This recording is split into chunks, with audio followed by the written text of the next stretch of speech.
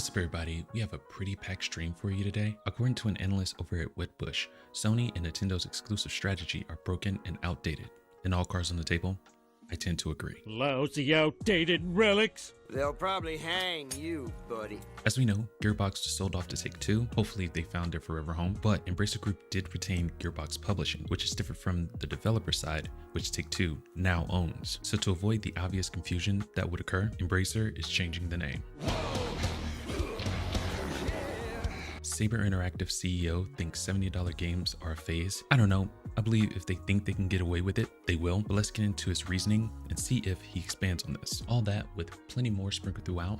Welcome to the Couch Consumer live stream.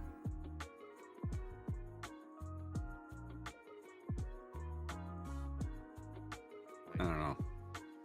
I watched the first episode. All right, we are live. I'm gonna start saying that every time. You are not in there quite yet, gamer, but we will take. No worries, just like that. We're 4 again. There we go. Yeah. All right. Yes. Right on. All right. What's up, everybody? Welcome to the Couch Consumer live stream. We've got a full panel today. I think 4 is probably the most we can handle at one time, or I'm gonna be pulling my hair out. So I think 4 is a good solid number. You know, it takes up the screen pretty well. So I think I'm gonna leave it at that. But we've got Nos. He's coming in. I joined your live stream yesterday. And you were playing, What's the game? The Biomorph. It's a Metroidvania indie game. Yes, it's awesome. It looks amazing. And you voiced you said something yesterday. You were like, sometimes you lose track of whose voices are who, and you just hope that the audience forgets to. You can just I do. Yeah, because there's so many, and every single time you go to a new area, you meet new characters. I'm like, oh crap, what am I gonna pick now? Oh. Yes, it's hilarious. That's really fun. Funny. And we got Gamer. She's returning. She's a mainstay on the channel. Nos is too, but she is our Resident Evil walkthrough creator. And have you made one other than the main hall yet? Because that was the last one that I saw. I actually just did one that I think I'm in like the west area. Okay. Still. Like I did one that shows me going over to that other side, and then yesterday, like I blew my way through, I went to like the 3rd floor and about to blow things up and get my maiden medallion and everything. So very cool. That's yeah. Awesome. And then we've got J Bug. He's the other half of the Couch Consumers, and he's just getting back. He went out and got himself a career. Nice. Real estate. Yes, and so he's been missing for a little bit, never forgotten though. And so he's back on here, and he's making content too. If you noticed the last few videos going up of him, a short of Battlefield, and me and you talked about that. I want to say season 7 is the last one that they're gonna do for Battlefield. So that was sad news. I didn't even know about that. Yeah. Like, what? Yeah, I know. And then he's doing a playthrough of Dragon's Dogma 2, which is fantastic. It looks so good. Bro, I accidentally deleted my data, so I got to start all the way back over. Oh no! You gotta love that. But I gotta get back into this, man. It's been a while, and it's just trying to find that time. Balance between real estate and then doing this, so I'm dedicating more time to this now, so it's cool. Yeah, right on. So we've got a packed live stream for you guys today. And we have a visitor. Hey, baby. Oh, cutie patootie. Oh my goodness. Hello. Mines will be probably popping in soon too, so. Well, I see a tail on Gamer's screen, so everybody's got visitors. Yeah, my co-host.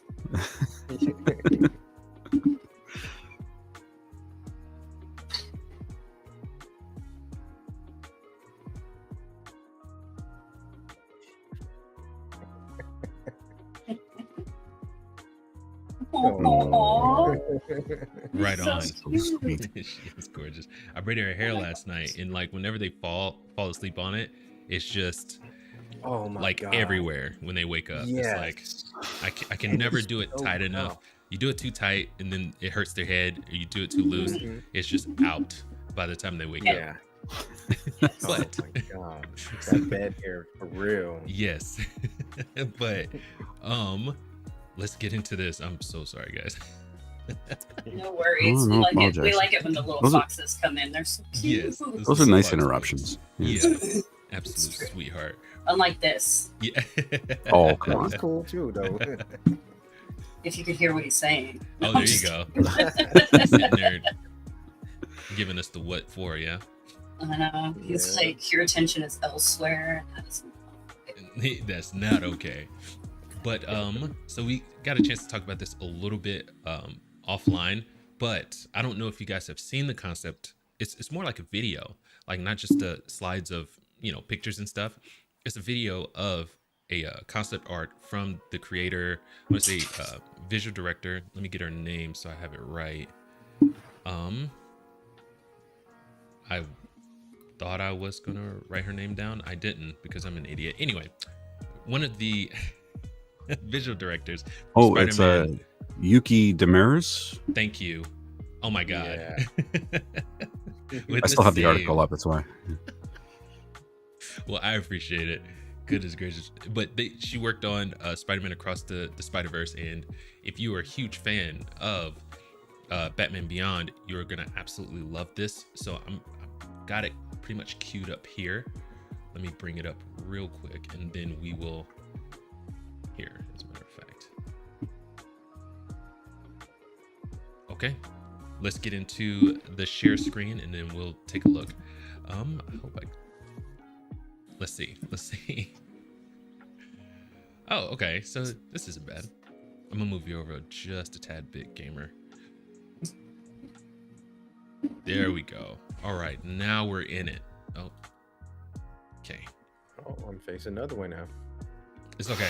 It's okay, we got this. As long as my K is the right way.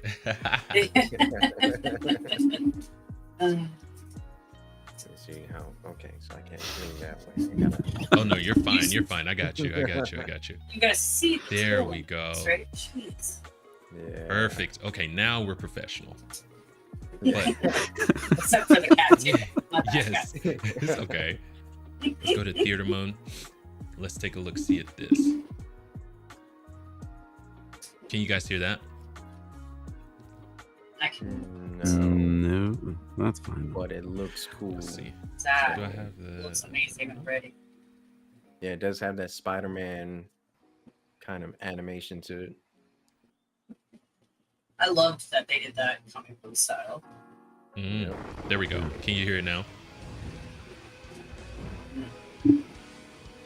No, but That's it's all it. good. I mean, it's just a visual test. And it, Yes, I mean, that That's aesthetic I awesome. think works for Batman. it does. It absolutely works for Batman. Oh my It's- gosh. So I don't think there's any question about whether or not it'll actually look like it fits. Yes. And I don't think there's any question about that. It's just, Yeah. well, there's not really, as far as I know, this is just a concept, right? There's no actual development going on. Mm-mm, This is just not put yet. out there to see how people would react to it, more or Yep. less. Oh yeah. Hmm. And so, like that back shot is one of my favorite ones, and then that drop, and then when Yeah. it starts, oh my gosh, this is so Yeah. ridiculously good. Oh my That's gosh. a good idea though, because they're doing like a teaser tester. Wow. And you can tell it's unfinished. You can tell it's just conceptual. You can tell Mhm. because there's a lot more work to But be it's done good on it. start though. Oh my gosh, it's Yeah. fucking gorgeous.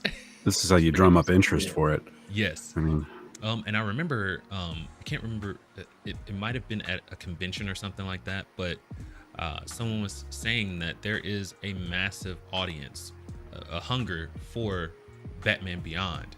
Now, they were throwing out live action, but I think this would probably be a better fit, especially seeing it, you know, and all you have to do is find someone to voice that's, or maybe even get the original voice actor back for the movie. That would be crazy cool. Kind of That like would they be did cool. with X-Men '97. Mhm. Pretty much all the originals came back. Yeah. I have a problem with Wolverine's voice. He doesn't sound as good. I like the Wolverine from Wolverine vs. Hulk. That voice actor, I can't remember his name. I just looked him up like last week, but he is phenomenal. He sounds feral. He sounds so good as Wolverine. So I wish he would. Or David Hayter, I want to say, did Wolverine. Sometimes it's not so much the voice actor, but the direction that they're getting. I'll give you that one. So the voice actor might be able to might have a different idea in mind of what they want Wolverine to sound like, and the director's like, well, can you tone it down a little bit?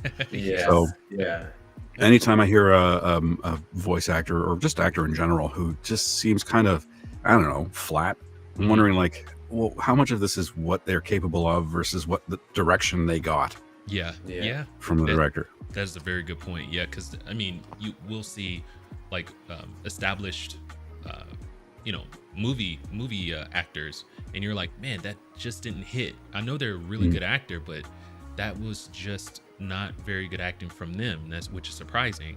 And turns out their direction was, off or something like that. They didn't have good direction. So yeah, totally get where you're coming from with that. Yeah, I think though DC should quit like Superman and all those things. They don't look too good to me. I think anything live action from DC right now needs to like tone it down. They should take this break and do animated series. Yes. And then wait to jump in. Yeah. Yes. The DC animated universe is pretty great. Yes. Compared to live action. I mean, Flashpoint Paradox, I loved watching that. So good. Yeah. And the writing was awesome.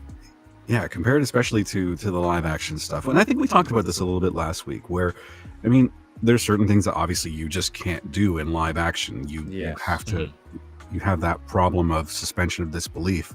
Yeah. But you're a lot more lenient when it comes to something animated.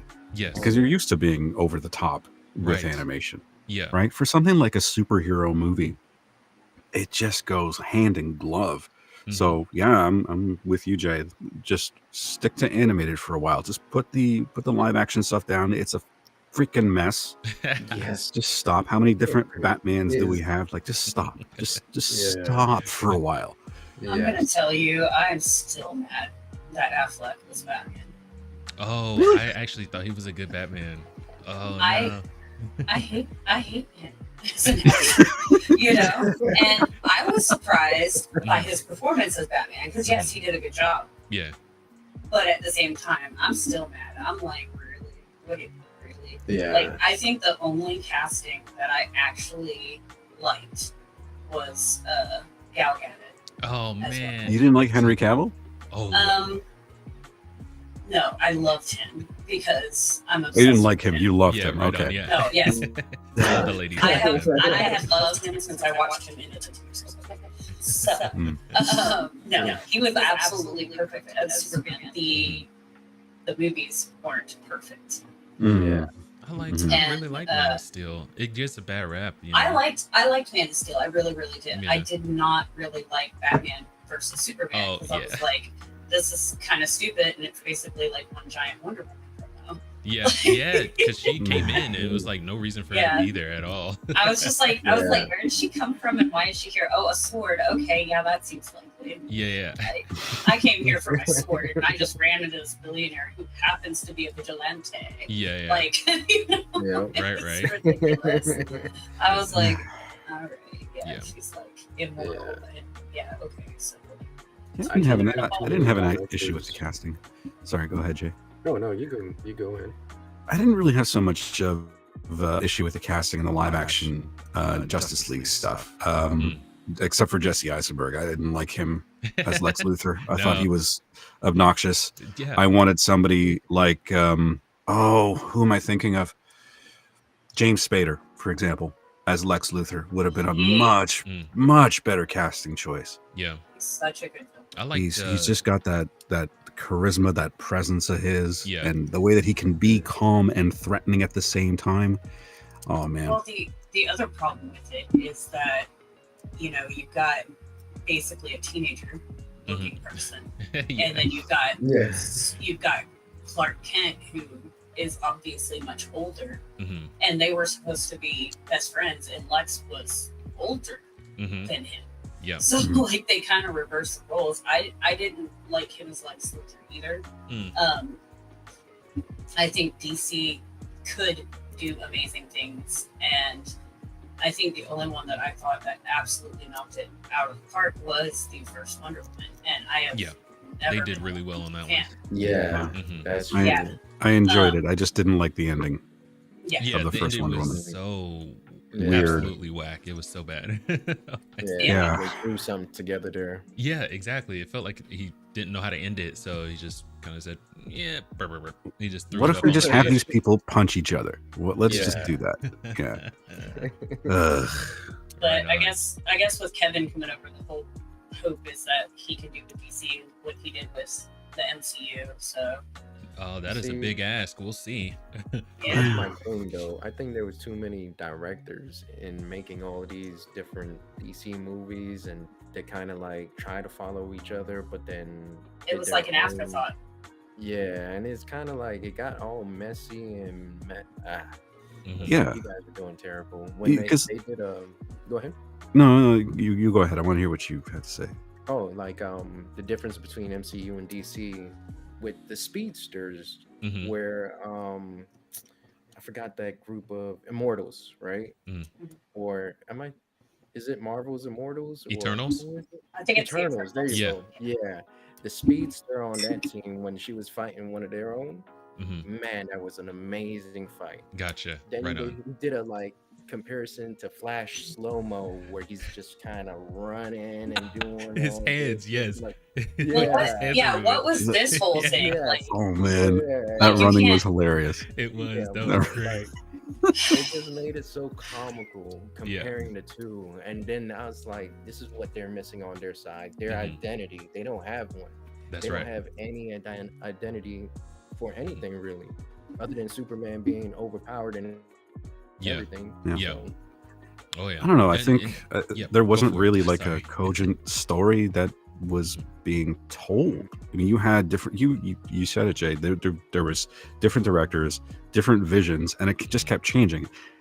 I always thought if DC is going to ever, I don't know if they would ever beat Marvel. I mean, this is going back a few years, but they have to do their own thing. Yeah. DC is unique from Marvel. It needs to turn into that. It needs to go with that instead of just trying to copy Marvel. You're not going to beat them. No. They've got a huge head start.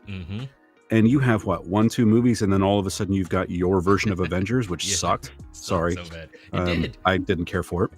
Justice League was awful. It was, I did. Oh my goodness. Sorry. It was so rushed. You could tell they were just cobbling together just to get it out of the door. Yeah. Well, the problem was that you've got Zack Snyder that started it, and then so his daughter unfortunately killed herself. So he removed himself from the movie, which is awful. Yeah. And then you've got Joss Whedon coming in and talking about, oh, I directed Avengers, so now I'm going to change everything on Justice League. And I was just like, Avengers was great. I don't know what you did to Justice League. And then he's like, I'm going to rewrite it and redirect it. And so you've got Henry Cavill coming back, and they're digitally shaving him because he's already God. I was like, that's did rough. they just put somebody in his role and then like try to paste his face on there and didn't do well? Like, what happened? It was bad. And It looked like a skin graft that didn't heal properly. it really did. And then when they did when they did the Zack Snyder cut, like I was just like, okay, this flows better. Like I still didn't necessarily like it, like because it's exactly true. Like Nos and Jay were saying, you've got so many directors. They're just like, hey, let's do these projects, and they task it out to all these people. Nobody gets together. Nobody had a game plan for like a universe. It was all individual movies, and then they're like, oh, hey, let's throw in some cameos here and there, and then we'll throw them all together and see what happens. You've got a cinematic universe by committee. Yeah, and it doesn't work. It did not work. And that's the complaint with the Marvel movies nowadays. They're all made committee, not by the actual director. Star Wars. Yeah. Same thing. Yeah. Like look at the three Force Awakens, Last Jedi, and Rise of whatever. Yeah. Force Awakens, I absolutely loved. The other two, I was just like, I was expecting so much more after the Force Awakens. Force Awakens, I was like 10 minutes in. I thought, I feel like I've seen this movie before. And I just went around calling it a New Hope. Yeah. And people were like, it but was, that's not what and it's called. that's exactly what they did. But it was so nostalgic for me that I just absolutely loved it. And Rogue One, phenomenal. But the rest of the movies, I was just like, y'all are killing me. Yeah. All right, that's a good place to hold up and then get into our next one. All right, let's do it. So I think we all played Monopoly as a kid, and we got into we got into this backstage, but it seems that Margot Robbie, her plate is full. She's gonna work on The Sims, and now she's gonna work on a Monopoly movie. I'm not sure how this is gonna work out, but I mean, more power to her. She made a bunch of money. She, laughed all the way to the bank from the Barbie movie because she was a producer on that, and that made $1 billion. Good on her. But I'm not sure how well a Monopoly movie is gonna do. If you guys don't mind, let's take a look at the article real quick, and then we'll get your opinions on it. Yep. All right. So after taking on the plastic fantastic world of Barbie Land, producer Margot Robbie is heading to the rich terrain of Monopoly. Robbie's company Lucky Cap and her partners Tom Akerley and Josie McNamara are producing a live-action feature film based on the ubiquitous real estate-inspired board game. Hasbro Entertainment, the backers of Monopoly, will also produce. Lionsgate extended its development rights to the board game with this purchase of E1, which was completed in December 2023. According to the studio, Monopoly is the world's most popular board game brand with 99% of global awareness, which is nuts. It's available in more than 100 countries across the globe, selling nearly 500 million copies going back to 1935. Nuts. So I mean, it's a really recognizable brand. Not like 99% of the world know about Monopoly, which is nuts, man. It's so crazy. But do we maybe that's why there's so much anger in the world? It's true. Did you guys know that Queen Elizabeth II banned Monopoly? Oh, that's hilarious. Like, the royal family can't play Monopoly because, well, I mean, Charles can overturn that, but yeah, she'd actually made it where like they're not allowed to play. Because they must have been getting in like fist fights and stuff. Yeah. I'm telling you, could you imagine It's a hand slapping fight. Yeah. All the gloves going flying. Yep. Kind of Jew. They had to spend 20 minutes running at each other from opposite ends of the giant dinner table. That's and then... right. It is. I can't believe that. That's freaking awesome. Thank you, Gamer. Holy crap.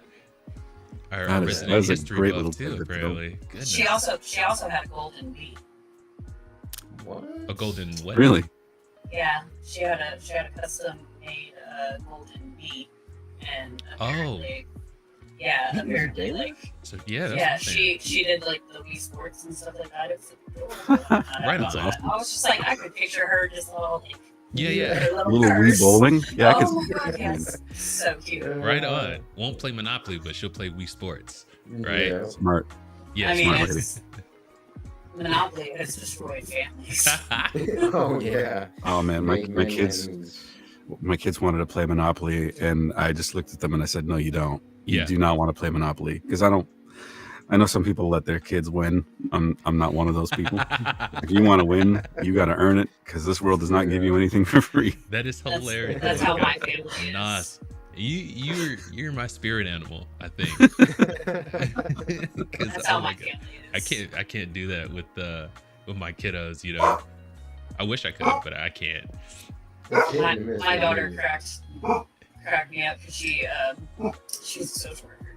Mm-hmm. And she was talking about like with her kids, they were playing games, and she was just like, "I'm not gonna let them win." She was like, "You know how we grew up? They got it." I was just laughing. I was like, "That's like the best thing I've ever heard." Yeah. No mercy. That's right. It's like they got it. That's good stuff. Okay. Holy crap. Turn it into a life lesson. Yes. Yeah, so we've got some history from Gamer, and then we know that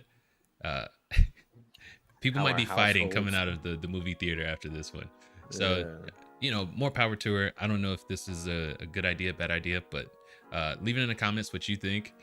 We're going to move on to our last, I guess, kind of auxiliary, just kind of get the blood pumping a little bit before we get into our actual stories for today. But our last one is a IDW. They came out with their smash hit, The Last Ronin, and Kevin Eastman came back to help put that together, which was great. And now we have a game in development from Black Forest Games, I want to say. Yes, which is owned by THQ Nordic, which is owned by Embracer. So whether that's coming out or not, we don't know. As my bashing of Embracer group, I'll leave it there. Anyway, Embracer's having some trouble. Yes, big trouble, big trouble. But we have a movie that's coming out. I can't remember the studio. I want to say it's Paramount. Paramount's the one that's going to be putting this together. An R-rated live-action Last Ronin movie or series. I don't think they've elaborated on that so much. But let me bring up this. Here we go. Whoopsies. Let's get it going. What? Oh, never mind. Sorry. Brain fart over here. But I think this is a really interesting story. It's coming from The Hollywood Reporter. I want to say, is it Boris Kitt is the one that's pinning it. So let's get over there real quick. I'll read, I guess, the juicy chunks, and then we'll comment on it. Mm-hmm. All right. So after success of last year, if I can speak, after the success of last year's animated hit film, Teenage Mutant Ninja Turtles: Mutant Mayhem, just watched that last night. It blew me away. It totally snuck up on me. I heard so many things online about it. And after I found out how they learn ninjutsu, I was like, you know what? I'm off it. But my son wanted to watch it because he's a Ninja Turtle fan too. So we watched it. Blew me away. It was amazing. Anyway, Paramount Pictures is keeping Turtle Power going by putting a new feature project into development. This one, however, will go beyond the realm of all ages material the long-standing property is known for, and instead go into gritty R-rated territory. Paramount is developing a Teenage Mutant Ninja Turtles: The Last Ronin, adapting a popular storyline seen in the recent IDW comics as a live-action feature with the intent of making it for an R rating. And so it says Tyler Burton Smith, he's going to be co-writing this, and he is responsible for the 2019 Chucky Horror, which didn't get great reviews. And we got Walter Hamada. He was the president of DC, the movies over at Warner Bros. And he got taken over by David Zaslav. But he has his own production company, 18 Hertz Production Company, and he's going to be the one that is producing. So I'm a huge fan of the Last Ronin comic. I have one more comic to get from it because by the time I was going to get the last issue, I can't remember what happened, but I wasn't able to get it, which sucks.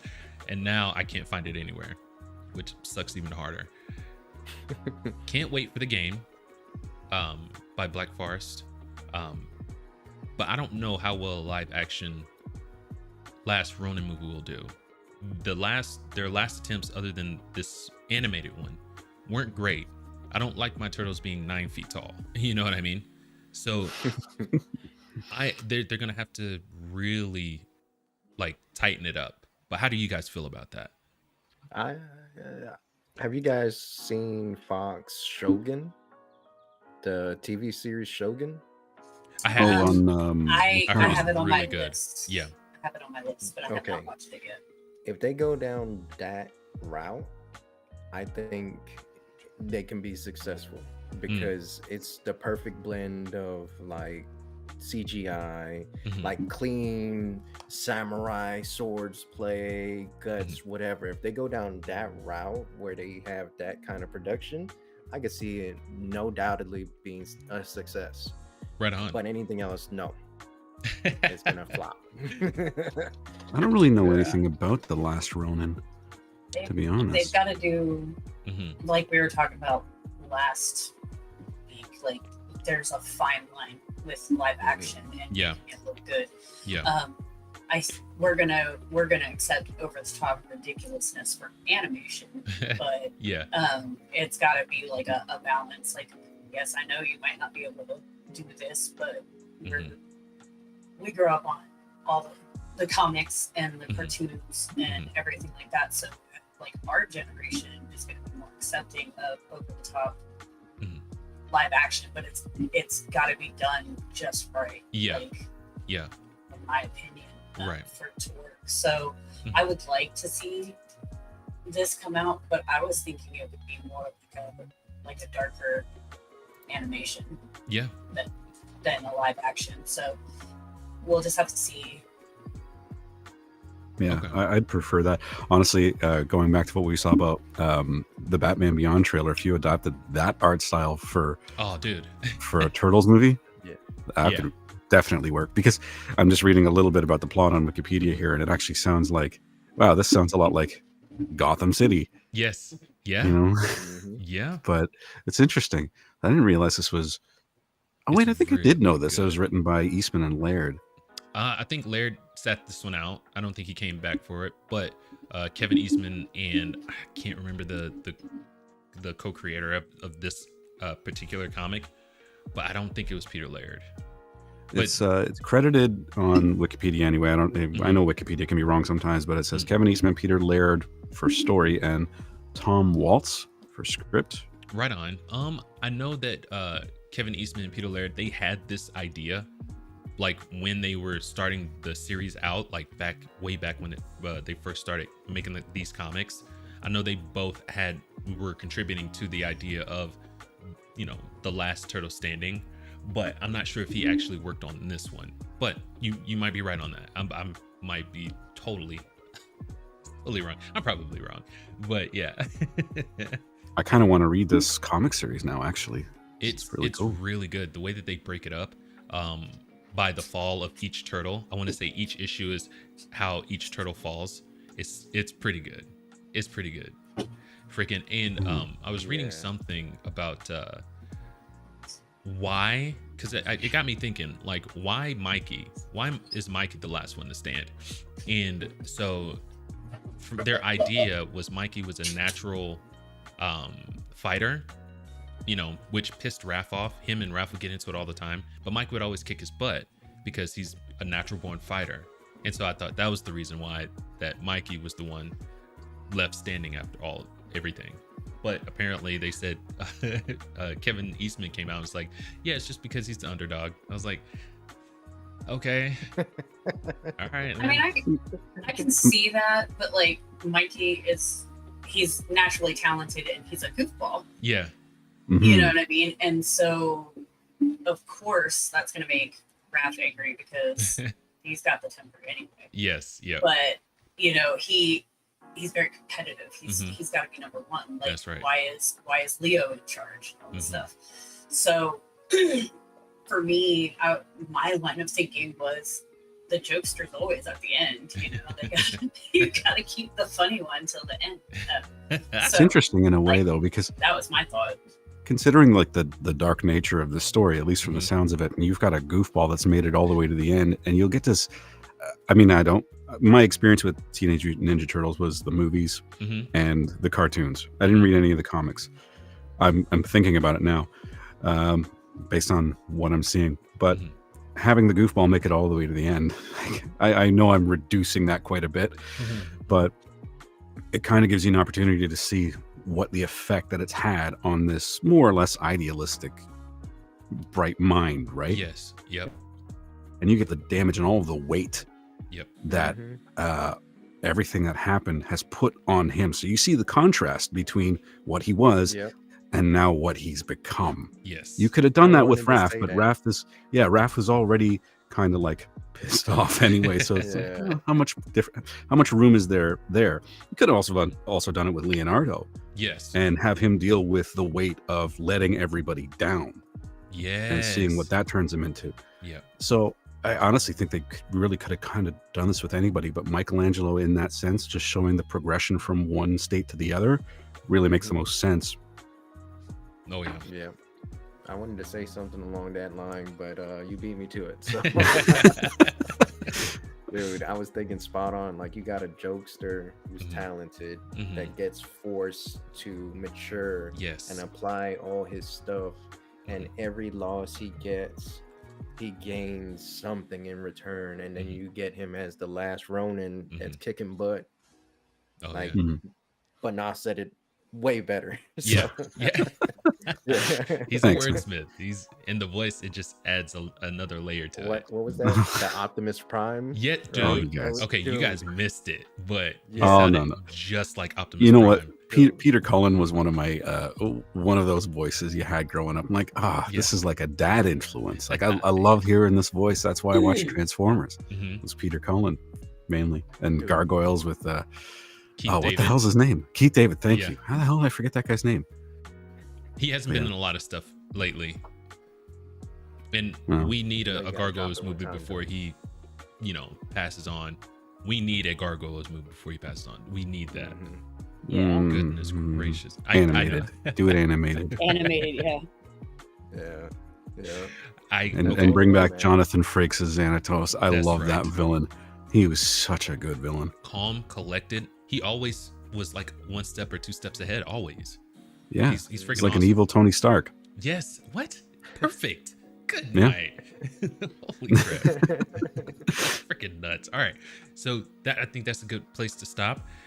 Let's move into our Nas. Yes. Can you please say it in the Optimus Prime voice God. time? Dude, you gotta give it to everybody. That thing was spot on. Come on now. Don't press him. Yeah. Okay. Okay. All right. I'll save it. I'll save it for the end. Gotta keep people watching, right? That's true. That's gonna be perfect. All right. So one of our main stories is a web analyst or security analyst at Wedbush. I'm not even familiar with that. Michael Patchter. He had this to say about Sony and Nintendo. Let's get into the article. I have it already highlighted, so we won't have to waste too much time finding it. But let's get into that real quick. All right, so using it from Pocket because it's a lot easier to navigate. But according to Patchter, Sony and Nintendo are still following an outdated model that worked up until the mid-2000s, but doesn't make financial sense anymore. The Nintendo model and the Sony model of proprietary titles on proprietary platforms is the wrong model. It's a broken model, Patchter said. Supporting your content by managing the distribution on your platform is like a movie studio owning a chain of movie theaters, and the only way you can watch their movie is in their theaters. So I have to agree with that. But I am more a proponent of playing all games on all platforms. And there's not a lot of money to be made. If you did that, someone would still kind of rise to the top and, get all the money, I feel like. But how do we feel about that? Do you think Patchner's right? Do you think there is another model that we could follow? And I know, Nas, we talked about this last time, and Gamer, timed exclusives. That's probably the best way to do it at this point. But any more thoughts on that? To expand upon it? Sorry. If they were okay, so Nintendo is very like me. It's mine. Like, don't play with my stuff. So I don't see Nintendo loosening the reins. I mean, that's how we got PlayStation. Like they couldn't even work with Sony to make their console, and so thus the PlayStation was born. But I would like to see Nintendo stuff on other consoles, like soft modding my Xbox, original Xbox, and playing Super Mario World on that. Do you know how phenomenal that was? And that's like my favorite game. And don't say that or Nintendo will come after you. Yeah, that's right. What was that? Nintendo? Yes, Min Blendo or whatever. Super Lario World. Super Lario World. Yeah, you know, it's all under the creative genius. Don't start with me, Nintendo. I know about copyright law and fair use and all that other stuff. Don't make me come at you with my elbows. Wait, like the royal family, gloves flying. Yeah. Lost my train of thought. I think you were on throwing them bows. You broke me. So Nintendo they don't share their toys. So I think, you know, if we're gonna talk about that, fat chance. Right.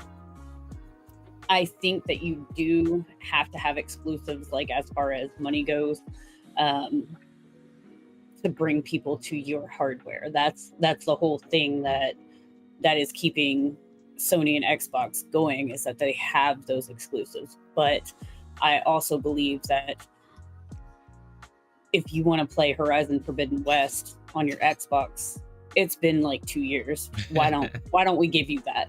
Yeah, you know what I mean? Like it's moved to PC, so really, why won't you give it to them? You've made all the sales that you're going to make so far. All that giving that timed exclusive to another console is doing is bringing you more money. Exactly. Yes.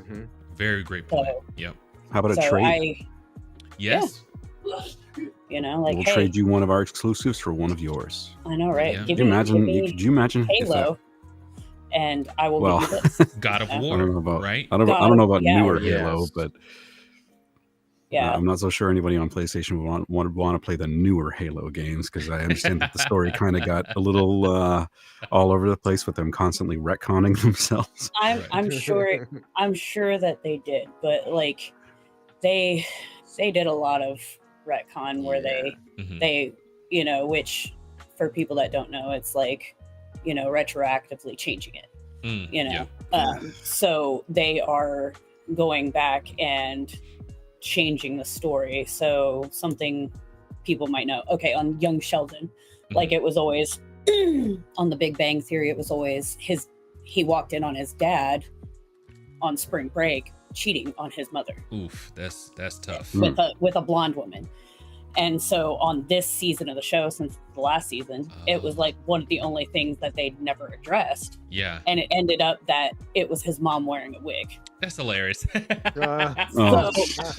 So they have saved this character that they built up as like a good, wholesome, loving character that you could relate to on Young Sheldon. Yeah. And kind of rewritten what you got on The Big Bang Theory about it. So I see a lot of that happening with Halo from what I've heard, and I'm just like, what? Just it recontextualizes everything, and not necessarily in a way that you appreciate.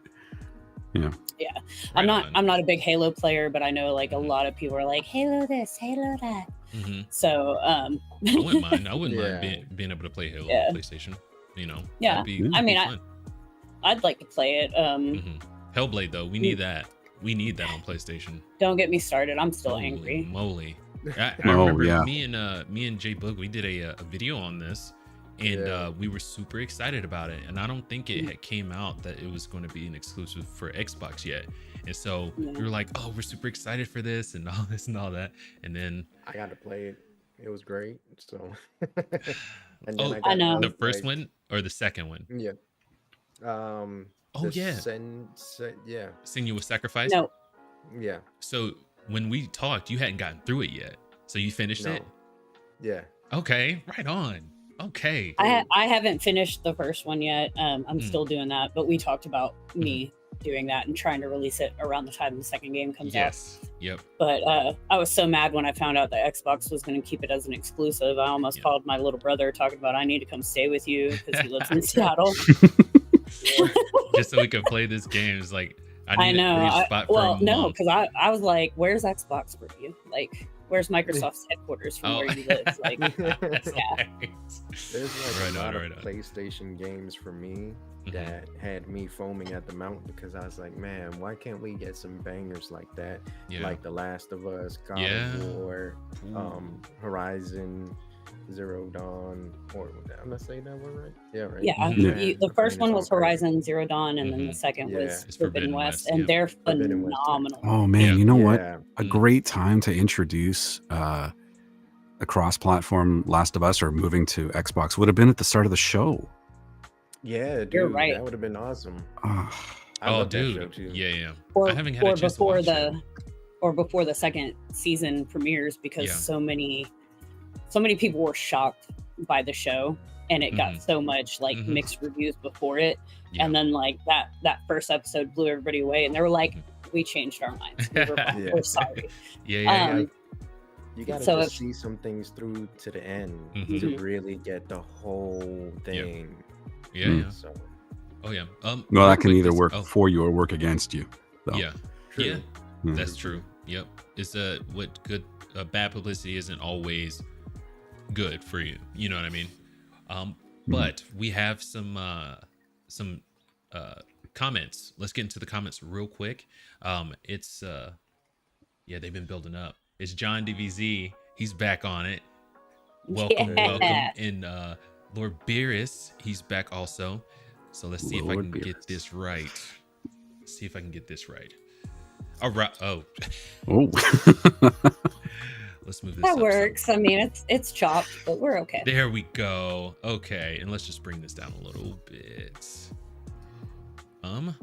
Shoot, sorry guys. Is this okay right here? Yes. Okay. All right. So Lord Beerus, salutations all you lovely mortals from Weiss and I in Universe 7. Right on. Hello, Lord Beerus. Yes. Had him cut off there for a second. Sorry, buddy.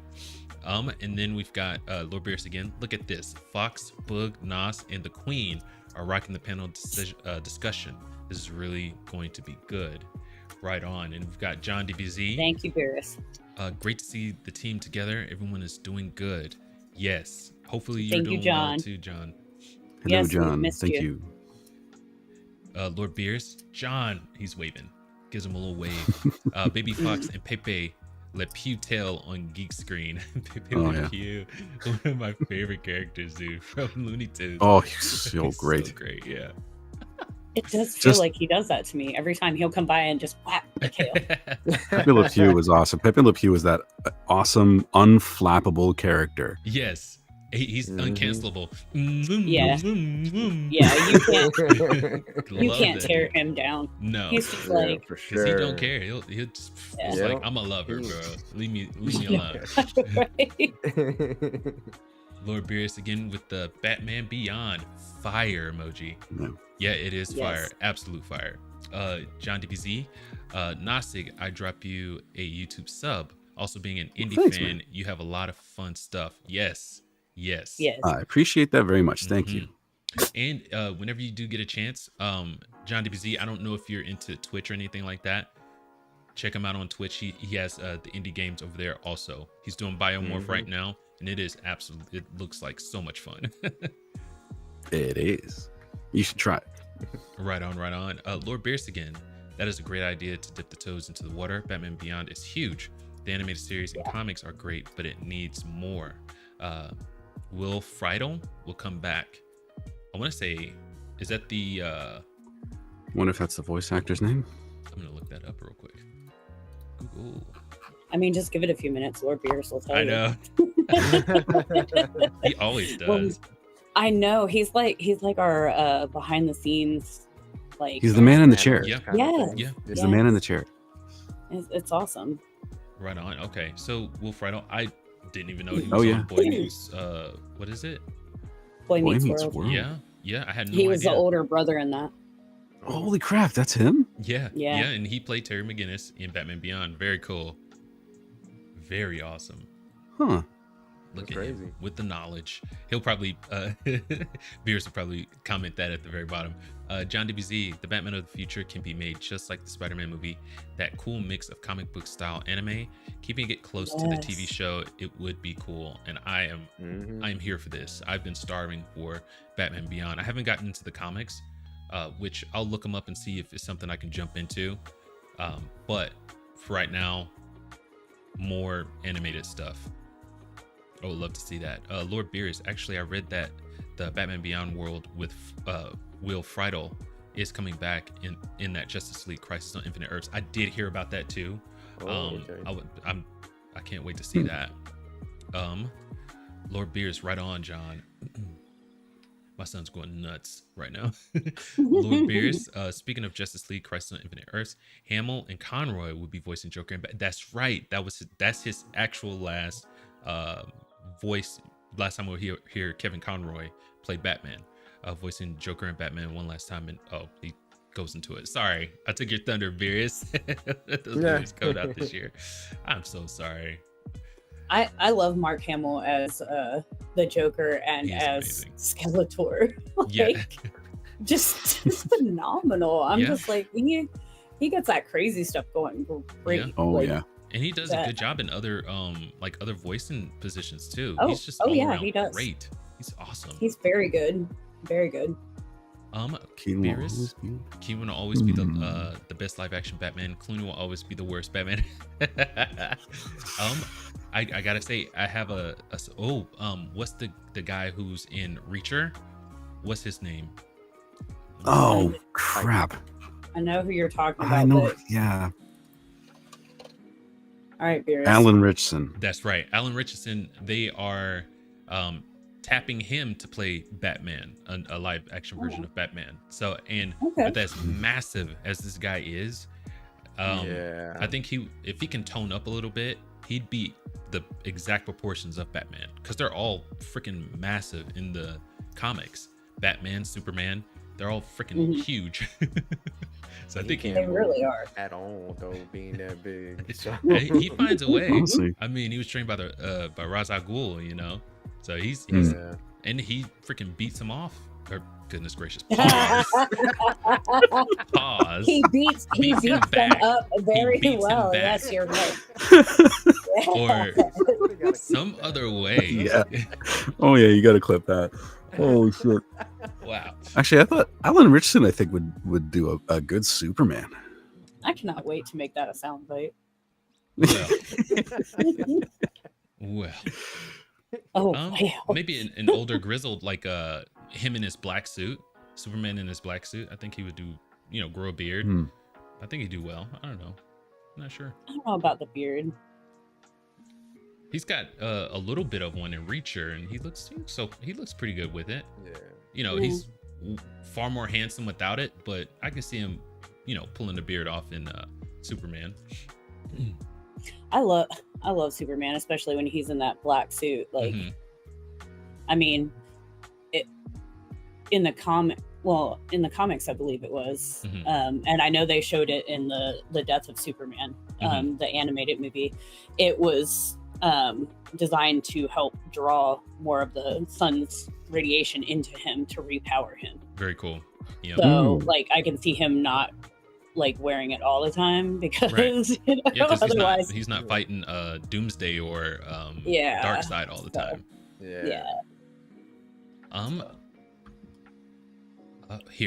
Lord Beerus, that's a great idea, Nas.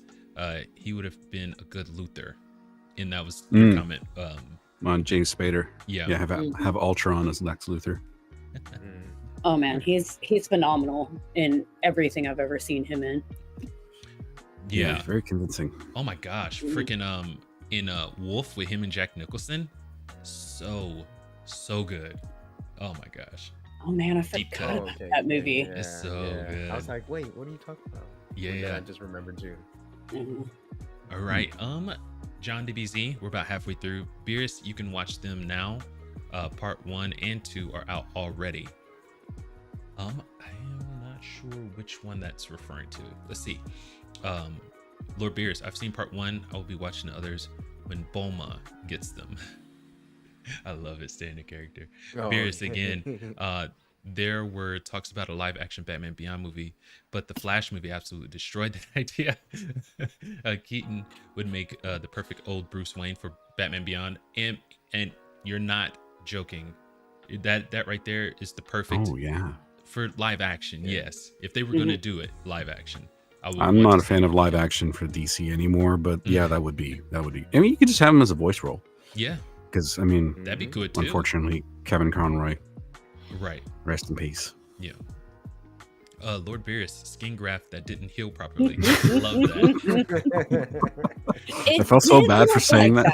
It did. It was so bad. John DBZ, Legends of Tomorrow TV show was the best and closest to doing a great job. The episode of Earth X was fun. Was that a CW show? That was a CW show. Okay. Oh yeah. Because like what they did was they took the original Black Canary and moved her over there, and she became White Canary and all that other stuff. And then our boy Superman from Superman Returns was one of the heroes on that show. Which it tickled Brandon me pink Routh? when they had him come back. Tickle me pink. I think it was the last crossover that they did before they ended Arrow, and they actually had him in his suit, and he was Superman from another world, and I was like, Yeah. yes. So. I did not like Arrow, but Lord Beers, again, a Monopoly movie. What next? A Mousetrap or Uno movie? No originality, and this is true. They got to latch on to what? Go for it. Sorry. I came up with a list of movies that I want to see them make with Margot Robbie in it. That's part of the Hasbro Cinematic Universe now, because that's what I'm calling it. I want to see Margot Robbie's Battleship. Or no. Here we go. Yeah. That would actually. Margot Robbie's Boggle. Oh my gosh, yes. I want to see Boggle or Frogger or Guess Who or Hungry Hippos or Yahtzee. I want to see Margot Robbie's Clue. Or Guess Who. I like that. We have that at the house, and we love playing. The kids absolutely love it. We'll go through it 20 Risk. times. Risk. Do Risk, and you'll have a movie that never ends. Or Ladders. I'm telling you. Take it back, Next- like way back. Candyland, whatever. It's just so many I things. can see the Candyland one. Candyland would make sense, yeah. You hear that, Lionsgate, right? Tune in next week so that we can give you more ideas. Yes. Yep. And that'll be a segment all They on can take itself. all the credit for it because I don't want my name attached to I it. know. We'll give you the pitch next week. There you go. All right, John DBZ, what do you think how well the Venom 3 and a new Spider-Man will do? I think they'll do just as well as they've done. Venom 3 is one of the main anti-heroes in the Spider-Man universe. I think it'll do, relatively well. And then Spider-Man, especially where they left off with No Way Home, I think it'll do really well. But what No do Way you guys Home think about broke that? me. Oh, No Way Home broke me, man. How so? Because it was just so heartbreaking. it was. Yeah. I'm glad they took that leap, though. You can't have no consequences, It was, but they did so well with it. And then, like, to show his selflessness and his love by doing that, Peter it Parker was just to amazing. a T. Yeah. Mm-hmm. That's why everybody loves Spider-Man. And I really loved it. And I was just like, no, I need more. So, we'll have to see. Like, I loved the Amazing Spider-Man movies as well. Like, I mean, just I haven't That's not found something you hear every day. Yeah. Well, I really did. I love the actor. I love Andrew, how they did it. I can't remember. Andrew Garfield. Yeah. The first Spider-Man movie was way better than the second one, obviously, in my opinion. But I really loved them. I liked what he brought to Spider-Man and the character and everything like that. And he's got like a lot of heart. I liked that they had instead of Mary Jane, they went ahead and brought in, his other Stacey, great love, Gwen Stacy, and all that stuff. And so I don't know. I've always loved the Spider-Man movies. I've always been like, whatever you put out there, I'm gonna check out. Yeah. So I would love to see that. I was glad that Sony loosened the reins a little and let Disney and Marvel come in and help them because Morbius. come on. We know what it looks like without Marvel influence. We get Morbius, or we get What are you talking about? Madam Web was a great movie. Madam Web. I'm not going to say how it was great, but it was a great movie. Perfect. Allegedly. I haven't watched it, and I did not have any desire to, but I didn't watch it. I'll watch it if one of you guys watches it and tells me it's all right, because otherwise I'm gonna be sitting there wishing COVID had taken me, just like I did another movie that we won't talk about. The only good thing that came out of that one was Sydney Sweeney. That's the only good thing that came out of it. But I don't know. Watching Dakota Johnson in those interviews was hilarious. It's like I've never seen any of these Marvel movies. It's like it's just not my bag. It's like, hey, good on you for being honest. Love you for that. Yeah. Lord Beerus, good question, John. John DBZ gives the Marvel people something to fight about. Right on. Lord Beerus, since the Monopoly movie is being made, I'll go make a movie about Trouble or Sorry, the board games. Might as well at this point. This is very true. They haven't really talked about any sort of plot for that movie, did they? No. It's just there's a Monopoly movie, and then that's it. Yeah, it's just to get the eyes on it. It's like the details are come later. They just want this recognizable IP to do what it does, get people's interest going. That's it. Yeah. I look forward to seeing how they're going to expand on all of the existing lore that surrounds Monopoly.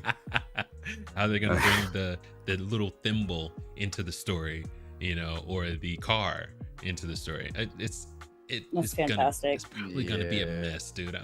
I honestly see the only way that works is that they steal Jumanji's idea and somebody gets sucked into the world of Monopoly. And then it's a tired idea after Jumanji's done it.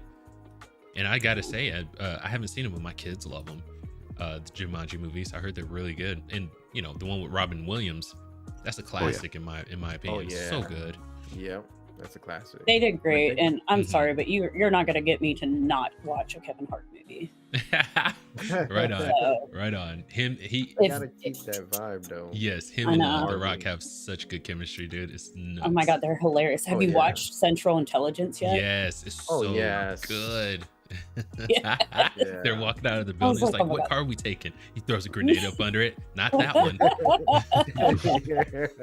awesome. It was great. Yeah. That's hilarious though. All right, John. He's good, dude. John DBZ, that clip will show you what they can do with Samurai Warriors type game into show. Are we talking about the Batman Beyond clip? Maybe. John DBZ, elaborate on that, and we'll get back to that comment. Lord Beerus, Raph is gangsta of the Turtles. He is. He's a hothead, but you love him for that. Can I ask you guys something? Yeah. About Teenage Mutant Ninja Turtles. Did you find that over the years, your appreciation for some characters sort of increased? Yes. Like I remember when I was a kid, I loved Michelangelo from the cartoon. He was just great. I didn't really like Raph because he always seemed like he was angry. Yeah. But as time's gone by, I'm like, I actually kind of like Donatello and Leonardo more. Right on. Now. You guys... Raph was always my favorite because we had the same temperament and fought just as much. Yeah. I was a very rough and tumble kid. Like people were catching my hands left and right, and it didn't matter. It didn't matter that I'm the size of an ankle biter chihuahua. Like you did something that made me mad, and I was coming after you. Biting ankles, knees, whatever I could reach. And so like and my mom used to always be like, "There's my baby." She watched Turtles with me. She would watch the new Turtles movies with me. I had a wonderful family. Yeah. And so like she'd always just be like, that's you. And we would laugh and laugh and laugh. But it was true. And like as I got older, I'm like, I love Donatello. Like he's such a bad A, he's so cool. He can fight but he's like smart. Yes. And very thoughtful. Yeah. Yes. And so like I felt like I related more to him as I got older and calmer because people don't catch my hands left and right anymore. But I still have that side that's like Ralph where like I can explode, but I'm like Leo and calm down just as quickly. Like I'm just Mikey's like, calm down, man. No, just go with the flow. I'm not that zen, bro. But I can definitely go from Raph to Michelangelo in like so fast that people are like, okay, which personality am I speaking with now? Right on. But you know, I think part of that's just being a woman. I identify more with Leonardo, and I loved him from the beginning because his color is blue, and I love blue growing up. But my appreciation for Raph and Michelangelo has gotten better. I rewatched the 1980s movie, and seeing Raph have to battle his inner demons, his anger, that right there, it made me appreciate his character more, because he has his own problems that he's going through, on top of trying to be an important piece to the team, you know. And Michelangelo, I really love him because he's so unserious, but I guess the last runner has a little bit of added to that a little bit. It's like him being able to rise to the occasion when he has to, you know. So even though he's a jokester, he has the ability to become a great warrior, you know. So that's what it is for me. But J-Book. Yeah, go. So like Nas said, different parts of my life I tended to go towards different turtles. So Leo was first. Then it was, I want to say Mikey, because I'm a goofball myself, you know that, and I like messing around. And then Raph. Donnie never really stuck with him, so but right now it's Mikey for sure. In my life right now, Mikey's like, yeah, man, chill out. As far as long as I've known you, you've been a Mikey, dude. Yeah. Michelangelo. Michelangelo is one of my favorites because of how he is. Like, even the new movies. Yeah. He knows how to have a good time. He does. Mikey is what made those movies for me. I was just like, that was me too. 100% agreed. I 100% agree with that. Fox has a certain Ninja Turtle anime he doesn't like, where Raph is the leader. Oh. You're like, dude, interesting. I hate that. Okay. So that was gosh, I need to get better at doing this, but that was before I actually saw it. I saw it and I was like, you know what? It's tight, right? It's tight. Yes. Exactly. Yeah. Bro, I was telling you that whole animation. I was like, bro, you can't miss out on it. What's it called? I was like, I want to say New Mutants or something like that. Yeah, it's still, I think it's something along the lines like that. Nickelodeon ended up producing it, but it has like animations in there, so they're like really doing ninjutsu, and they have their own different powers. I think Raph, he has like old hand, the mystic powers. And that fight with Shredder, I like the ones with the. I'm gonna need to check this out. Where's it at? Teenage Mutant. New Mutants. Like, it's a new one. Just look up Shredder versus like the new Turtles. Man, that thing is sick. I remember growing up, like, I had, you know, okay, so I have two little sisters, but I didn't grow up with them. I didn't live with them until I was 15. So I was always with my brother, and I had to do everything that he had. So, you know, I was more of... It's Rise of the Teenage Mutant Ninja Turtles. Sorry, but go ahead. Go ahead. Okay. Awesome. But I played with more, like, boy toys than I did, like, you know, Barbies were just my hostages. They were the damsels to be rescued by the rest of your adults. You know, like, you should have seen like my G.I. Joes killing Ken. It was great. But I was like obsessed with the Ninja Turtles growing up. I had like Ninja Turtle everything and Superman and Supergirl and all that stuff. So I mean, I love the Ninja Turtles, so I'm gonna watch whatever that is. So this one, it's like, if you like anime, then you will enjoy that. If you don't, then you probably won't. It's pretty good. It's still a good look. Yeah, definitely give it a shot. Don't be like me, who's like, I don't like it. It's different. Raph's the leader. Raph can never be the leader. Blah blah blah. They made it work. It's really one other thing before we move on. But there's, I remember, I think it was called Batman versus the Teenage Mutant Ninja Turtles. Yeah, I got that movie on YouTube. Yes. So that was like the fights were great. They were so much fun to watch. Yeah. Especially the fight between Batman and Shredder. Yeah. Oh man, I love that fight. And I kept thinking, you know what? I got to go back and watch this. Yes. Yeah. It's super good. I got to check that out. I got to check that out. We're gonna move on real quick from the comments. We'll come back to them towards the end, but we've got 2 more that we need to get into before we call it a day. But this next one comes from Gearbox.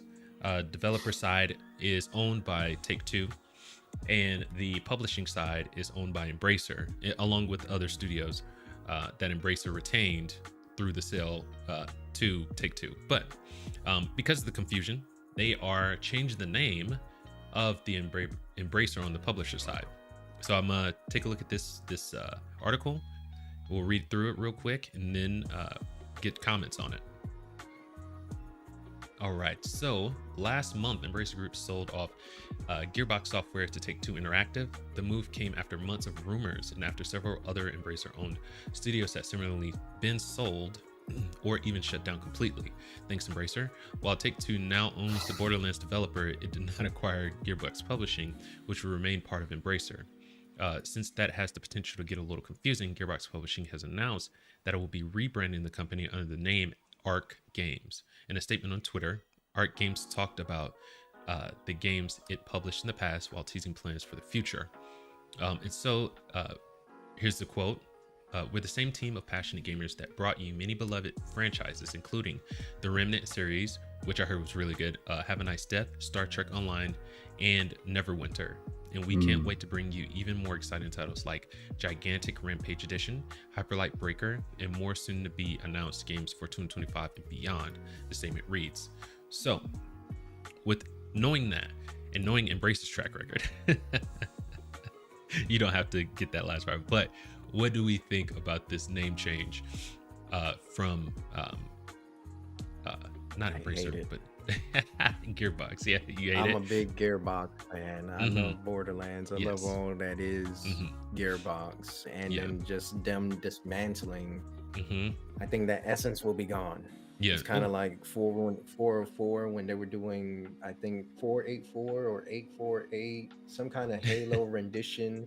Oh, 343? Dissolved. Yes. 343. There you go. They dissolved and things just got all hectic, and I was like, they lost their essence. Yeah. And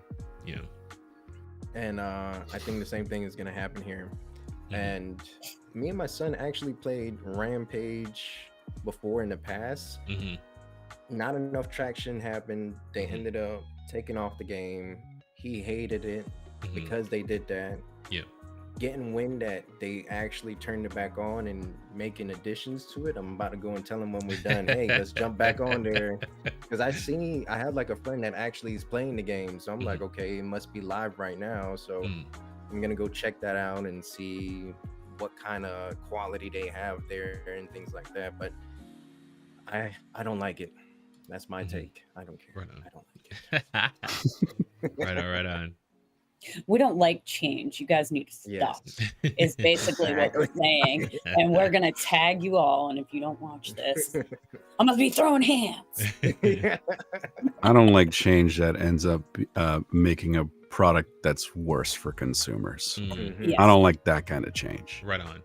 That's fair. That's 100% fair. That's exactly right. Yeah. Most of the time, that's what happens, though. Right. Oh, yeah. Yeah. I mean, what's good for the business isn't always good for consumers. However, they try to spin it. Yes. Because there's a lot of spin, but I don't know.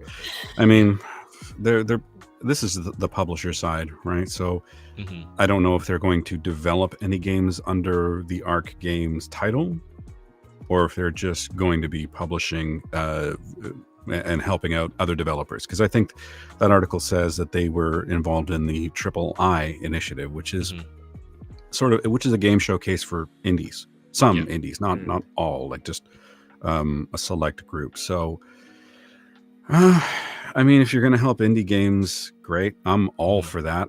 Yeah. I think indie games need a hell of a lot more attention because it'll help people get off of their fix of AAA and the constant freaking disappointment with that crap. So, and it might help the studios out, because if they're not, putting these big budgets towards AAA, putting them towards indie, you have lower risk that, if an indie doesn't do well, you didn't lose out on a bunch of money. Like if Alan Wake 2 doesn't make its budget back, you're looking at, maybe shutting the doors at your studio, So that is a good idea. I think they all these, instead of going towards live services, because all they see are, dollar bills, put more effort towards your indie section, and, just make good games there. There's nothing wrong with a AA game, or 1A game, or an indie. There's nothing wrong with it. Yeah. It doesn't need to be AAA. And like the Alan Wake 2, we talked about it before. Like the budget was extremely low, and look how amazing that is. Yeah. And they've got it. It's not like they don't have some big name actors in there. Yeah. And I think there's a lot of ways that budgets and production costs can be cut on AAA games, which we've talked about before. And if they need to find a middle ground, because $70 isn't sustainable for the cost of games, period. Okay. Interesting that you say that. Yes, right? Thank you for that segue. Look at how well Helldivers 2 has done. Think about it. $40. It's phenomenal, and it's $40. They would not have made the money that they made as quickly as they did if it had had a $70 price tag. That's right. Yes. 100% true. And speaking of, I'm jealous. A $70 price tag. Thank you for that segue, Gamer. That was absolutely perfect. The CEO over at Saber Interactive, Matthew Karch. So he had some ideas on this. He believes that $7 games are temporary, and he said as much in an interview with IGN. Let's get into that article real quick. I'll read through it, and then we will comment on it. Right on. I was going to say if my freaking Stream Deck will let me. This is Karcher's quote. I think that as games become more expensive to make, the $70 title is going to go the way of the dodo. I do. I just don't think it's sustainable. Look, you remember the hype for Cyberpunk 2077, which I think actually ultimately performed okay after, the bugs and things were taken out of it. But when the expectations are so high and so much money is put into one title, it's hugely risky for the company that's doing it. What if it fails? You remember what happened when Ubisoft a couple years ago, all their titles slipped out of the year, and then all of a sudden they were in an entirely different place. It's hard to recover from that. I think the market is going to shift to development, which is not necessarily lower quality, but there's going to be an emphasis on trying to find ways to reduce costs. And I 100% agree with this. 100%. How's he defining what's a low quality game though? Right. Like, what does that mean to him? A lower quality just means like graphically lower quality? Because I don't know. I read this article and I thought, well, I don't agree with him. Because I don't think the $70 price tag is going anywhere. I think you might see more price variance, which, okay. Yeah. The market will tell you how successful your game is. If you're, and it's always just comes down to, does the hype match the gameplay?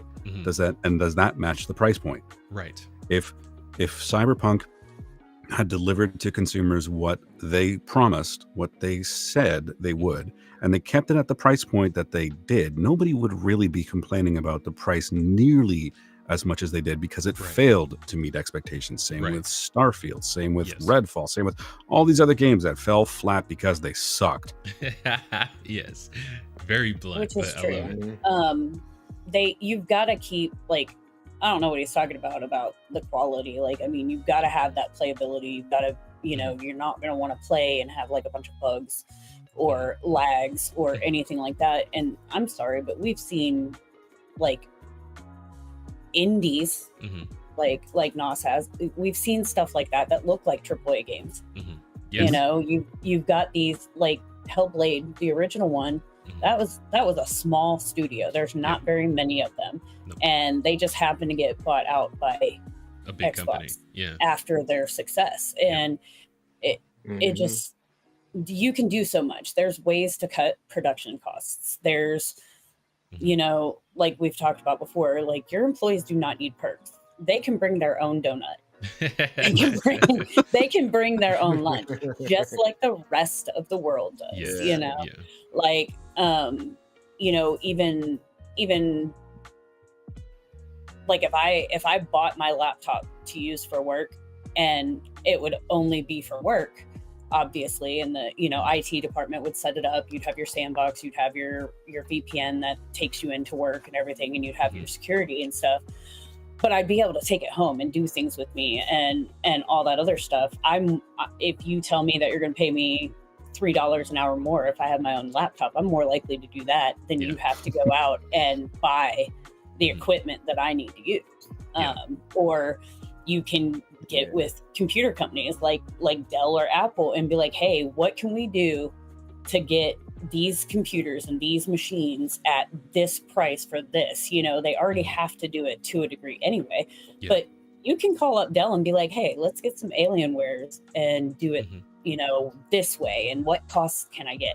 And you can also start doing swing shifts, like have somebody come in there, you know, basically people are working 24 hours a day, you know, almost doing these games, and you'll get it done quicker, which is going to cut costs. But instead of having this huge team of everybody working on so much stuff together, you could have sections and smaller teams and get more done.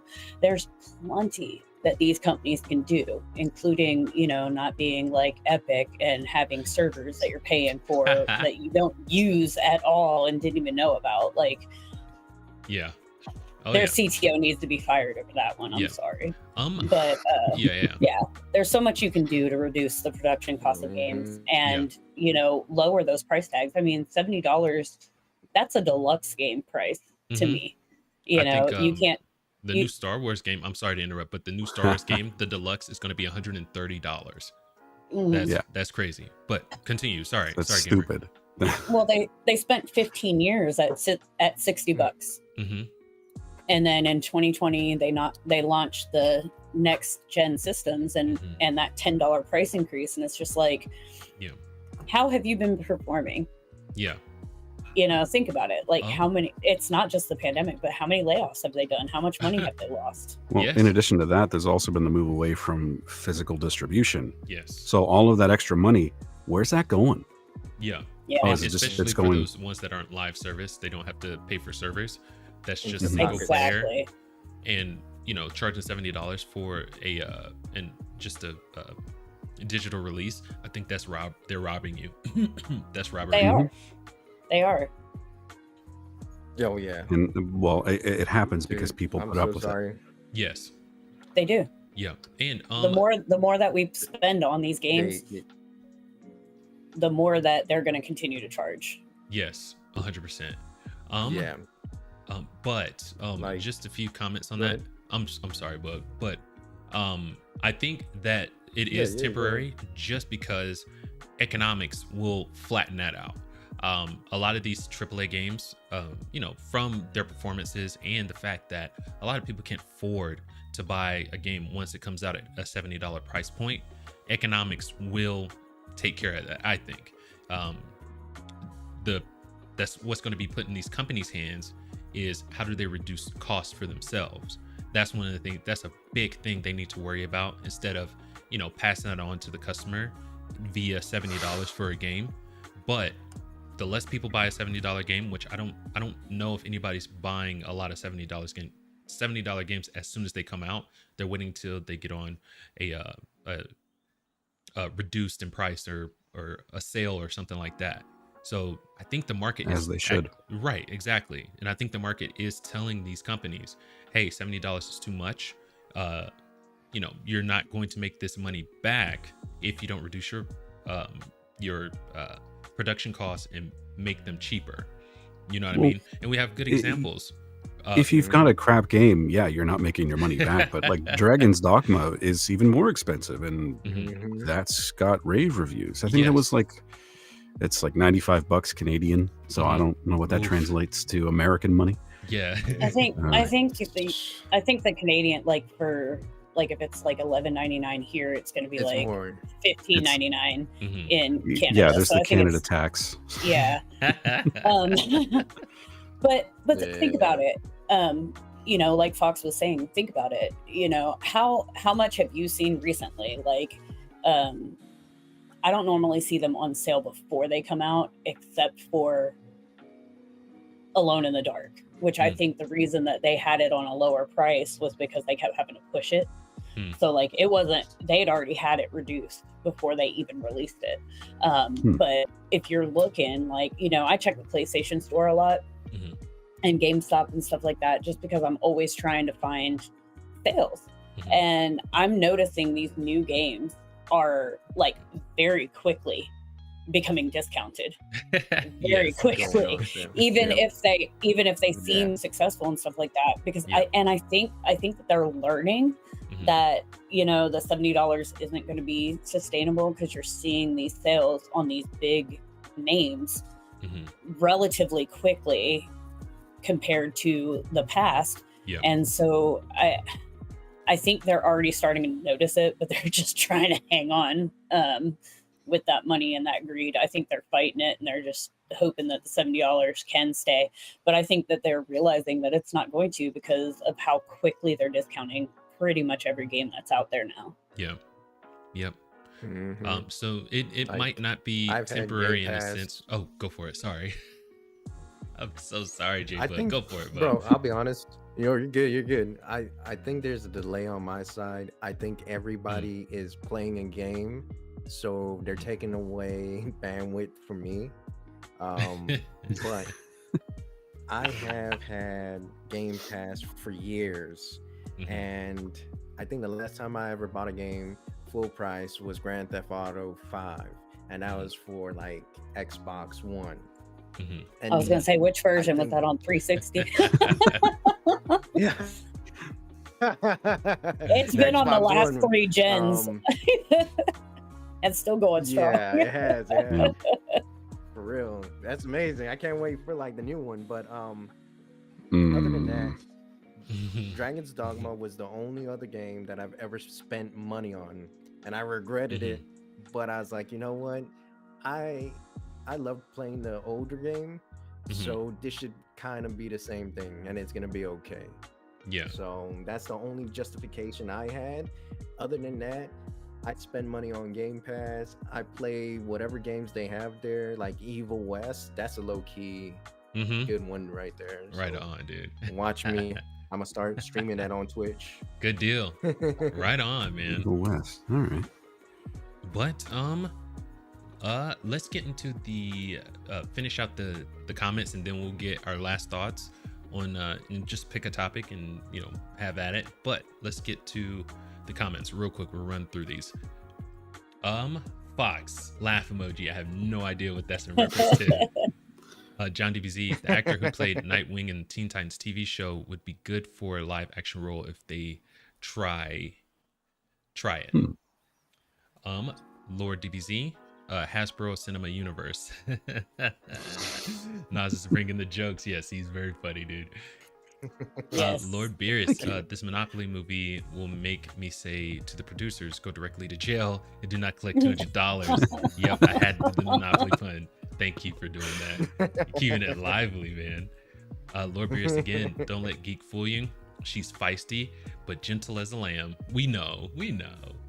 Until you catch these hands. Keep it up, Beerus. You got to stay on the good side. That's the secret, I think. I'm gentle now. You should ask. My brother's got some stories, man. He embarrassed me talking about some stuff I'm not gonna say on air because it'll make me look really bad. But yes, I'm gentle now, unless you're coming at my friends or family, and then you're gonna see a side to me that's slightly psychotic and scary. Right on. All right, Lord Beers again. I've always loved Raph, and I relate to him because we share the same temper and personality. Raph for life. And if you're gonna go that route, he's a good one to go with. I think they're all good ones. You can't lose with the Turtles. Lord Beers again. Are you talking about Rise of the Teenage? Yes. That's what we were. Thank you. Lord Beerus, the series did the anime style fight against Shredder. People hated that show until they saw the fighting and respected it after. I love that show. Too bad it got canceled. They did a finale movie, and the movie was amazing. Great writing, great villains. Holy crap, it was so good. Lord Beerus, there were talks about a Batman vs TMNT sequel movie, especially with that post-credit teaser scene, but I don't know what happened. That movie was totally fan service, and I loved it. There's nothing wrong with fan service. I love fan service. Yes, me too. Lord Beerus, for those curious, Rise of the TMNT final movie they did was against the Krang. Yes, they even introduced Casey Jones, which was great in that movie, but in a new way. No spoilers, but think of a popular X-Men character. Oh, there are a lot of popular X-Men characters, Beerus. Come on now. Right on. Lord Beerus again, $130 for a game. Oh, I got words, but they ain't family friendly, so I'll keep it quiet. Just saying they're living foul and bougie. Yes, 100%. I know. Lord Beerus again, I ain't afraid of you. I'm destroyer god. You shut your face hole. We'll talk later. I'm coming for you, Beerus. All right. And real quick, thank you, John DBZ, and thank you, Lord Beerus, for commenting. You keep it lively over here. Thank you so much. For the panel. Thank you very much. Any final thoughts? Or any final thoughts on the stories that we discussed today? No, I'm not. They really need to get rid of that $70 stuff. Yes, we've been preaching this for like 3 months now. Yes, since we started. Yeah, pretty much. The live stream, but also, I don't understand the. Hang on, wait, is it? HCU, the Hasbro Cinematic Universe. that's coming about. Like I don't see it working unless they do something like, he either the character like has this dream and like Uncle Money Penny Bags, whatever it is, with his monocle comes up in 1940 talking about stuff. Let's go rob some people, Rent is $300 and it's 1946. Exactly. It's like not doing anything wrong, but let's go rob these people. It's either gonna be like, it's gonna be like a dream or like a Jumanji thing, and I don't know how it's gonna work, but it's kind of. It could be about moving on up. You start out at Baltic Avenue and you move on up to Park Place. It could be. Maybe I don't know. I'm curious. Moneybags shows a young up and comer how to make money, how to steal the legal way. Yeah. Or it could be him and then growing up into his empire. I don't know. It could be a commentary on capitalism and greed. Right on. Speaking of Animal Crossings, because I'm a proponent of capitalism, but it can go unfettered and turn real nasty, But I don't mind. I would love to hear another side of commentary on capitalism. Go for it. Heck yeah, that'd be a movie I'd watch. I don't mind capitalism. What I mind is that there's capitalism, and then there's like sinful greed. Yeah, 100%. That wraps around everybody's hearts, and they lose sight of, okay, well, I want to make this much money. I just want to be able to buy my family a nice house and live comfortably and pay all the bills and do this and that. Well, I need a bigger house. I need a Tesla, and I need a Porsche and a Ferrari and all this other stuff. And so you're seeing that in the video game industry now, where think about it, like in through the 90s, the 80s and 90s, we've had 2 decades of just sheer joy. Yeah. Making games for the joy of it, making games for gamers to play. Yeah. And then you get into Xbox deciding to do Xbox Live, and I'm not bashing Xbox, don't get me wrong, but they do Xbox Live, and suddenly they're just like, oh, microtransactions and this and that and yada yada yada, and you're just seeing all this greed now instead of the fan service. Like that's one thing, like we spoke about God of War giving us that. Like God of War gave us that free DLC for Christmas. What an amazing thank you to fans. Yeah. You know what I mean? Like, but you don't see that stuff happening anymore, and it's just really sad. Yeah. Like, oh yeah, 100%. So capitalism, great. I don't mind it, but don't lose sight of your why. Yeah. It's the unchecked capitalism that there's a problem with. Exactly. Yeah. And Nos coming in and making it eloquent. Yes, always. I don't know why you guys keep saying I'm good with words. You are. Words are hard. They are for me. They are. I got scrambled eggs for brains, man. They are for me for sure. But that's honestly, I agree with everything that you guys have said as far as the greed aspect of it. It's for me, it's the unchecked greed that I have a problem with. That's why I'm always on the consumer friendly side of things. I actually, no, I don't want to pitch this, but a video that I'm working on is just addressing to gamers that you've got alternatives to this sort of abusive situation that we've all sort of been trained into. Yeah. That we're going to just accept what's ever in the $70 per game trough. And I say trough because a lot of these games, that's where they belong. But there are so many games out there. There are so many games that, and I'm just going to say you in general to everybody, that you haven't played that are worth exploring. Retro games, indie games, past AAA games, which, you can buy for like $20-30 right now that maybe you missed out on. You can still go back and get entertainment out of that. And it's going to be a lot more bang for your buck because you're not spending 70, 80 or whatever the hell amount for it. Yeah. But greed, and this is one of the things that I really want to emphasize, is that greed creeps. Yeah. Greed is always hungry for more. Yep. So there are a lot of people that are saying, okay, I don't mind microtransactions because I just don't buy them. Great. Really? No, like, great. I'm glad that you've got that self-control. Not everybody does. Right. And just because you won't buy it now doesn't mean what you're basically saying is that this is acceptable, which means they're going to go a little bit further and a little bit further. And the problem that I have with this digital only distribution, suppose that you've got a game that you love in your library. We'll call it Game X. And you love it so much and you want to play it, all that stuff. Great, fine, whatever. Well, what's to stop that game from disappearing? Yeah. Because they make a remake of it. Oh. And force you to all of a sudden you lose access to that. You've got to buy the new one in order to play the old one. Yeah. And the new one, or even worse, suppose you've got a game that was made 20 years ago and they announced they're going to make a remake. And you're excited because, okay, this game that I love is going to be remade with updated graphics, with voice acting, all that stuff. Now it's got microtransactions in it. Oof. Big oof. Right. And it's just creeping. And one of the things that I can see, because we've already seen a little bit of it, is microtransactions for modding support. Games like Skyrim, any Bethesda game that has mods in it, because the mods are what basically keep that game relevant and alive in a lot of ways. Yes. But you want to be able to play mods, you've got to pay. And every little thing that you enjoy about a game that you don't have to pay for right now is potentially on the table for these greedy people. I'm going to use that word. Right on.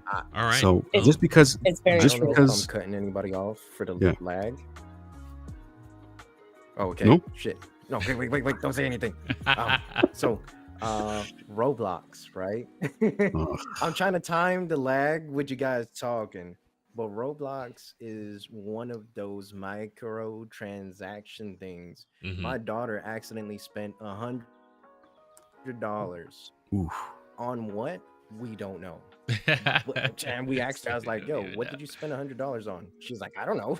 So, but it's like they mod everything in those games and they jump into those like mini games, and then you have to buy things in each of those mini games to do things.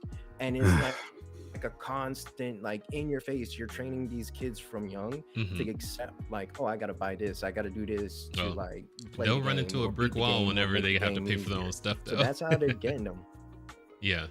They will. Well, like, I gotta pay rent.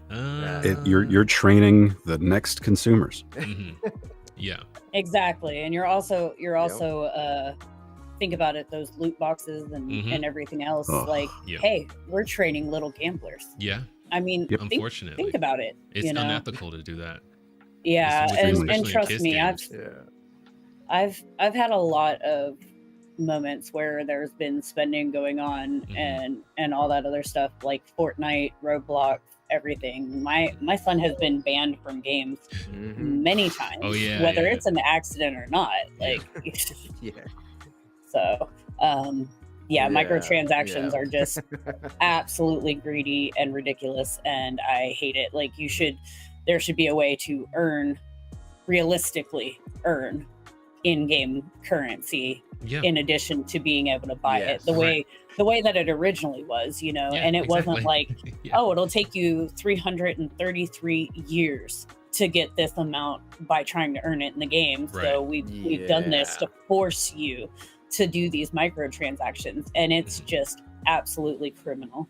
So just quick, if I could just quick, I made a little video about this because I was explaining microtransactions to somebody who was not a gamer, and I said, okay, imagine that you go to a resort at a hotel, and it's one of 5 resorts in the area, and one of the resort owners decides, I'm going to stop giving people fresh towels in their room. I'm going to put them in this one central location, but nobody's going to have towels in their room.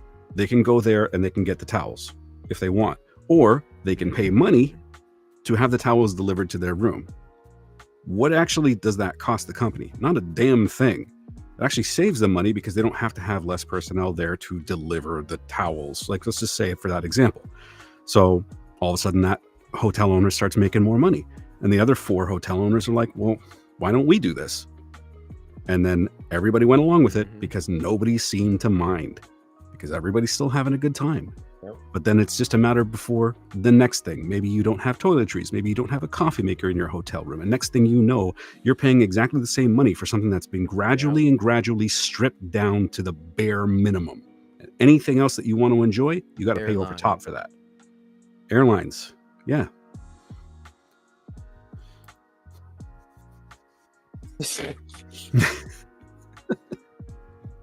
Yes. All right. And and little Foxette came in to get you. She's adorable. Oh my goodness. You're so cute. Of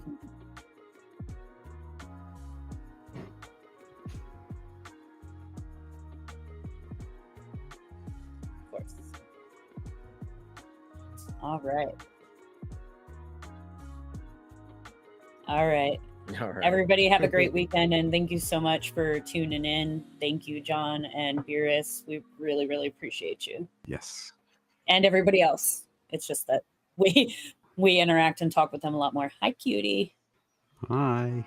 She can't see me wave, but whatever. I know. She's adorable. All right. Bye. All right.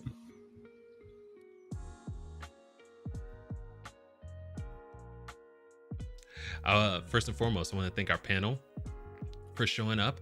They did a fantastic job. Always lively conversations. They do a really good job. Perspectives are always different and impactful. Much appreciated. Secondly, you can contact us on our socials and buy me a coffee. That link is still in there if you want to donate to the channel. As far as for Gamer Geek andNossig's information, you can find that in the description. Pay them a visit. Really interesting stuff that they're doing. Nos, he live streams, he has a schedule on the Switch. You can follow that. Always a good time on his page. And if you are into the Resident Evil walkthroughs, Gamer Geek has got you covered on that. But with all that being said, thank you guys for stopping by. Much appreciated. And until the next time, keep it casual. Peace. Yes, beautiful.